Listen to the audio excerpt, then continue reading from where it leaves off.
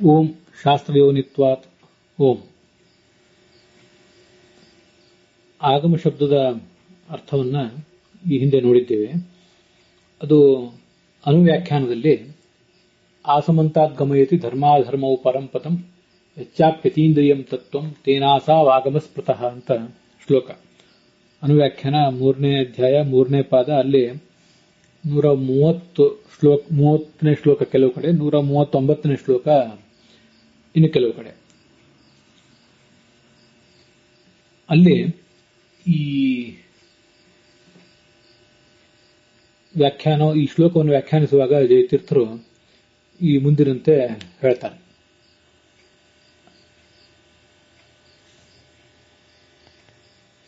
ಅವರು ಹೇಳಿರುವುದನ್ನ ಇಲ್ಲಿ ಬ್ರಹ್ಮಸೂತ್ರ ಅಣುಭಾಷ್ಯದ ವ್ಯಾಖ್ಯಾನದಲ್ಲಿ ತತ್ವಮಂಜರಿಯಲ್ಲಿ ರಾಘವೇಂದ್ರ ಸ್ವಾಮಿಗಳು ಗ್ರಹ ವೃದೃ ನಿಶ್ಚಿಗಮಶ್ಚ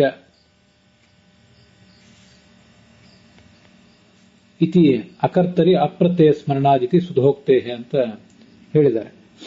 ಮೂಲ ಸೂತ್ರ ಗ್ರಹ ವೃದೃ ನಿಶ್ಚಿಗಮಶ್ಚ ಅಂತ ಸೂತ್ರ. ವೃದ್ಧ ಅಂತ ಸೂತ್ರ ಅಲ್ಲ ಅದು. ವೈಯಾಕರಣ ಸಿದ್ಧಾಂತ ಕೌಮುದಿಯಲ್ಲಿ ಅದು 32-34 ಸೂತ್ರ ಕ್ರಮಾಂಕ. ಮತ್ತೆ ಅಷ್ಟಾಧ್ಯಾಯಿಯಲ್ಲಿ 3ನೇ ಅಧ್ಯಾಯದ 3ನೇ ಪಾದದ 58ನೇ ಸೂತ್ರ.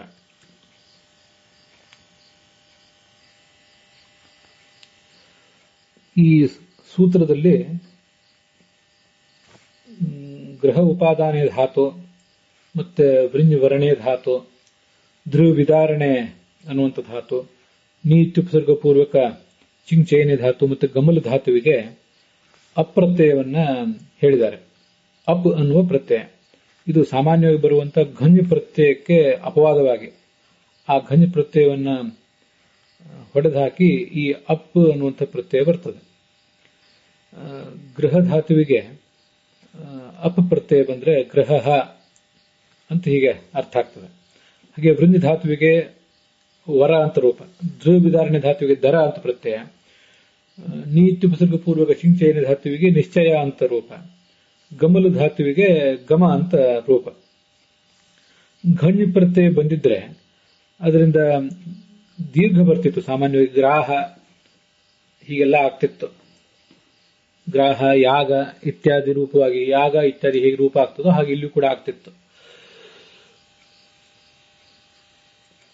ದೀರ್ಘ ಬರಬಾರದು, ಹ್ರಸ್ವವೇ ಉಳಿಬೇಕು.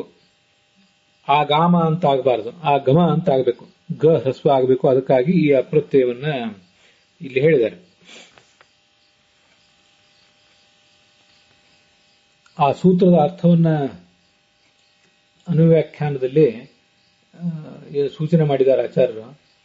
ಆ ಅನುವ್ಯಾಖ್ಯಾನದ ಶ್ಲೋಕಕ್ಕೂ ಹಾಗೆ ವ್ಯಾಕರಣದ ಈ ಸೂತ್ರಕ್ಕೂ ನ್ಯಾಯಸುಧಾದಲ್ಲಿ ಜಯತೀರ್ಥ ಅರ್ಥ ಬರೀತಾರೆ. ಆ ಇತ್ಯನುವಾದೇನ ಸಮಂತಾದಿತಿ ವ್ಯಾಖ್ಯಾನಂ. ಆ ಅಂತ ಅನುವಾದ ಮಾಡಿ ಆ ಸಮಂತಾತ್ ಗಮಯತಿ ಅಂತಿದೆಯಲ್ಲ, ಅಲ್ಲಿ ಆ ಅಂತನ್ನುವುದು ಆಗಮ ಎಂಬಲಿನ ಆಕಾರ, ಅದಕ್ಕೆ ಸಮಂತಾತ್ ಪರಿಪೂರ್ಣವಾಗಿ ಅಂತ ಅರ್ಥ. ಹೀಗೆ ಆ ಅನ್ನುವುದರ ಅರ್ಥವೇ ಸಮಂತಾತ್ ಅಂತ.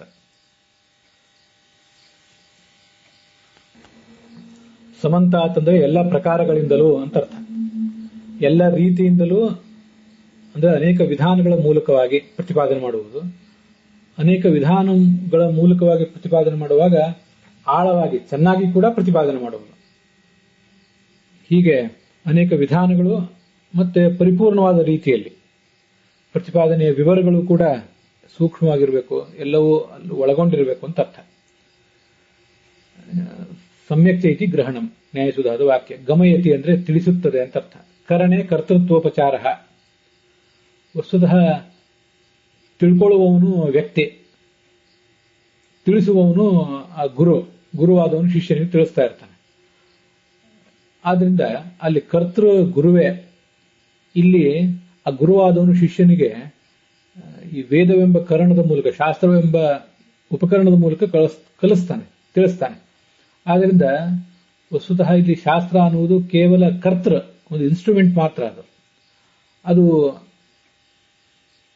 ಕರ್ತೃ ಅಲ್ಲ, ಕರ್ತೃ ಗುರುವೇ.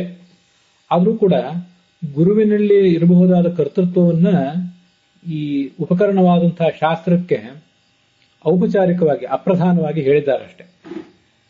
ಕರಣೆ ಕರ್ತೃತ್ವೋಪಚಾರ ಅಂತ ಬಂದದ್ದನ್ನ ಇಲ್ಲಿ ರಾಘವೇಂದ್ರ ಸ್ವಾಮಿಗಳು ಉಪಾಸನಾಪಾದೀಯ ಅನುಭಾಷ್ಯೇ ಚ ಉಕ್ತೇ ಕರಣೆ ಕರ್ತೃತ್ವೋಪಚಾರ ಅಂತ ರಾಘವೇಂದ್ರ ಸ್ವಾಮಿಗಳು ಕೂಡ ಹೇಳಿದ್ದಾರೆ.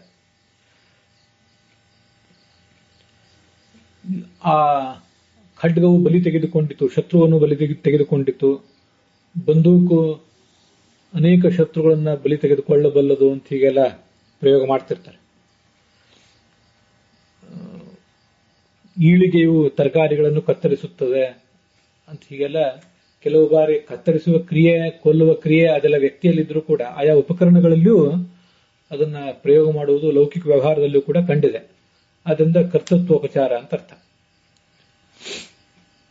ಗ್ರಹ, ವೃ, ದೃ, ನಿಶ್ಚಿ, ಗಮ ಇವಿಷ್ಟು ಧಾತುಗಳಿಗೆ ಅಕರ್ತರಿಕಾರಕ್ಕೆ. ಅಕರ್ತರಿಕಾರಕ್ಕೆ ಅಂದ್ರೆ ಕರ್ತೃ ಭಿನ್ನವಾದ ಕಾರಕ ಎಂಬ ಅರ್ಥದಲ್ಲಿ, ಮತ್ತು ಭಾವೆ ಧಾತುವಿನ ಅರ್ಥದಲ್ಲಿ. ಅಪಹ ವಿಧಾನಾತ್ ಅಪ್ರತ್ಯಯವನ್ನ ವಿಧಾನ ಮಾಡಿದ್ದಾರೆ ಅಂತ ಅದರ ತಾತ್ಪರ್ಯ. ಒಟ್ಟಾರೆ ಕಾರಕಗಳು ಕರ್ತೃಕಾರಕ, ಕರ್ಮ, ಮತ್ತೆ ಕರಣ, ಸಂಪ್ರದಾನ, ಅಪಾದಾನ, ಅಧಿಕರಣ ಅಂತ ಹೀಗೆ ಕಾರಕಗಳಿವೆ. ಇಲ್ಲಿ ಈ ಗ್ರಹ ಧಾತುವಿಗೆ ಮೊದಲಾದ ಧಾತುಗಳಿಗೆ ಅಪಪ್ರತ್ಯಯ ಬರುವುದೇನಿದೆ ಕರ್ತೃವಿನ ಅರ್ಥದಲ್ಲಿ ಬರುವುದಿಲ್ಲ. ಅಕರ್ತರಿ ಕಾರಕ್ಕೆ ಕರ್ತೃವಿನಿಂದ ಭಿನ್ನವಾದ ಅರ್ಥದಲ್ಲೇ ಇದೆಲ್ಲ ಕಡೆನೂ ಕೂಡ ಕರ್ತೃ ಪ್ರತ್ಯಯ ಬರೋದು. ನಿಶ್ಚಯ ಅಂದ್ರೆ ನಿಶ್ಚಯ ಮಾಡಿಕೊಳ್ಳುವ ವ್ಯಕ್ತಿ ಅಂತ ಅರ್ಥ ಅಲ್ಲ, ನಿಶ್ಚಯ ಮಾಡಿಕೊಳ್ಳುವಿಕೆ ಅಂತ ಅರ್ಥ. ಹಾಗೆ ಆಗಮ ಅಂದ್ರೂ ಕೂಡ ಇಲ್ಲಿ ತಿಳಿಸುವ ವ್ಯಕ್ತಿ ಅಂತ ಅರ್ಥ ಅಲ್ಲ, ಇದು ಕರಣ, ಆ ತಿಳಿಸ್ಲಿಕ್ಕೆ ಬೇಕಾದಂತಹ ಒಂದು ಕರಣ ಅಂತ ಅದರ ತಾತ್ಪರ್ಯ ಆಗ್ತದೆ. ಹೀಗೆ ಕರ್ತೃ ಭಿನ್ನವಾದ ಕಾರಕ ಎಂಬ ಅರ್ಥದಲ್ಲಿ ಮತ್ತು ಧಾತುವಿನ ಅರ್ಥ ಒಟ್ಟಾರೆ ಕ್ರಿಯಾ ಅನ್ನುವ ಅರ್ಥದಲ್ಲಿ ಈ ಅಪ್ರತ್ಯಯವನ್ನ ವಿಧಾನ ಮಾಡಿದ್ದಾರೆ. ಅಪಹ ವಿಧಾನಾತ್ ಅಂತ ನ್ಯಾಯಸುಧಾದ ವಾಕ್ಯ. ಹೀಗೆ ಪುಸ್ತಕದಲ್ಲಿ ಮುದ್ರಿತವಾದ ಆ ವೃದ್ಧ ಅನ್ನುವುದನ್ನು ವೃ ಸರಿಯಾಗಿದೆ, ಮುಂದೆ ಅದನ್ನ ಧ ಅಲ್ಲ ದೃ ಅಂತ ಅದನ್ನ ತಿದ್ದುಕೊಳ್ಬೇಕು. ಆಗಮದಲ್ಲಿ ಶಾಸ್ತ್ರದಲ್ಲಿ ಪ್ರತಿಪಾದಿತನಾದ ವಿಷ್ಣುವೇ ಸರ್ವಕರ್ತ ಹೊರತು ಆನುಮಾನಿಕ ಕೇವಲ ನಮ್ಮ ಊಹೆಯಿಂದ, ಅನುಮಾನ ಅಂದ್ರೆ ಊಹೆ, ನಮ್ಮ ತರ್ಕದಿಂದ ಸಿದ್ಧನಾದಂಥ ರುದ್ರಾದಿ ದೇವತೆ ಯಾರೇ ದೇವತೆ ಅಥವಾ ಪಾಶುಪತಾದಿ ಆಗಮಗಳಲ್ಲಿ ಪ್ರತಿಪಾದಿಸಲ್ಪಟ್ಟಂತಹ ದೇವತೆ. ಆನುಮಾನಿಕ ಪಾಶುಪತಾದ್ಯುಕ್ತೋ ವಾ, ಅಲ್ಲಿ ಕಾ ಅಂತಿದೆ, ಕಾದ ಬದಲಾಗಿ ಅದು ಪ್ರಾಯ ವಾ ಅಂತ ಆಗ್ಬೇಕಾಗಿತ್ತು. ಅನುಮಾನದಿಂದಾಗಲಿ, ಕೇವಲ ಅನುಮಾನದಿಂದಾಗಲಿ, ಪಾಶುಪತಾದ್ಯಾಗಮದಿಂದಾಗಲಿ ಅನ್ನುವುದು ಆ ವಾ ಎಂಬ ಅವ್ಯಯಕ್ಕೆ ಅರ್ಥ. ಕಾ ಅನ್ನುವುದಕ್ಕೆ ಅಲ್ಲಿ ಅರ್ಥ ಇಲ್ಲ. ಅಂಥ ರುದ್ರಾದಿ ದೇವತೆ ಸರ್ವಕರ್ತ ಅಲ್ಲ, ಅವನು ಆಗಮೋದಿತನೂ ಅಲ್ಲ. ಯಸ್ಯ ಆಗಮೋದಿತತ್ವ ಅಭಾವಾತ್, ಶಾಸ್ತ್ರದಿಂದ ಅವನು ಪ್ರತಿಪಾದಿತನಲ್ಲ. ಅನುಮಾನಾದೇಹೇ ಅದೃಷ್ಟೇ ಅಶಕ್ತತ್ವೇನ, ಶಾಸ್ತ್ರದಿಂದ ರುದ್ರಾದಿ ದೇವತೆಗಳು ಪ್ರತಿಪಾದಿತರೇ ಅಲ್ಲ, ಸರ್ವಕರ್ತೃಗಳು ಪ್ರತಿಪಾದಿತರಲ್ಲ. ಅನುಮಾನದಿಂದ ಊಹೆ ಮಾಡೋಣ ಅಂದ್ರೆ ಅನುಮಾನಾದಿ ಪ್ರಮಾಣದಿಂದ, ಅನುಮಾನವಾಗಲಿ ಪ್ರತ್ಯಕ್ಷವಾಗಲಿ ಅದೃಷ್ಟೇ ಅಶಕ್ತತ್ವೇನ, ಅತೀಂದ್ರಿಯವಾದ ವಸ್ತುವನ್ನು ಪ್ರತಿಪಾದನೆ ಮಾಡಲಿಕ್ಕೆ ಅದಕ್ಕೆ ಯಾವುದೇ ರೀತಿಯಾದಂತಹ ಶಕ್ತಿಯೂ ಇಲ್ಲ. ಆದ್ರಿಂದ ಅನುಮಾನ ಆದೇಹ, ಅನುಮಾನ ಪ್ರತ್ಯಕ್ಷಗಳು ಇಲ್ಲಿ ನಿರಾಕೃತ ಆಗಿವೆ, ಅವುಗಳಿಗೆ ಶಕ್ತಿನೇ ಇಲ್ಲ. ಇನ್ನು ಆಗಮದಲ್ಲಿ ಈಶ್ವರ ರುದ್ರಾದಿಗಳು ಸರ್ವಕರ್ತರು ಅಂತ ಪ್ರತಿಪಾದಿತ ಆಗಿಲ್ಲ. ಅಶಕ್ತತ್ವೇನ ಅಮಾನತ್ವಾತ್, ಆದ್ರಿಂದ ಪ್ರತ್ಯಕ್ಷ ಅನುಮಾನಗಳು ಇವು ಅಪ್ರಮಾಣ ಆಗಿವೆ. ಆಗಮನೂ ಕೂಡ ಈ ರುದ್ರ ಸರ್ವಕರ್ತ ಎಂಬ ವಿಷಯದಲ್ಲಿ ಅಪ್ರಮಾಣ. ವಿಷ್ಣು ಸರ್ವಕರ್ತ ಎಂಬ ವಿಷಯದಲ್ಲಿ ಪ್ರಮಾಣ ಆಗಿರಬಹುದು, ರುದ್ರ ಸರ್ವಕರ್ತ ಎಂಬ ವಿಷಯದಲ್ಲಿ ಅಪ್ರಮಾಣವೇ ಅಂತ ಎಷ್ಟು ಅದರ ಅಭಿಪ್ರಾಯ.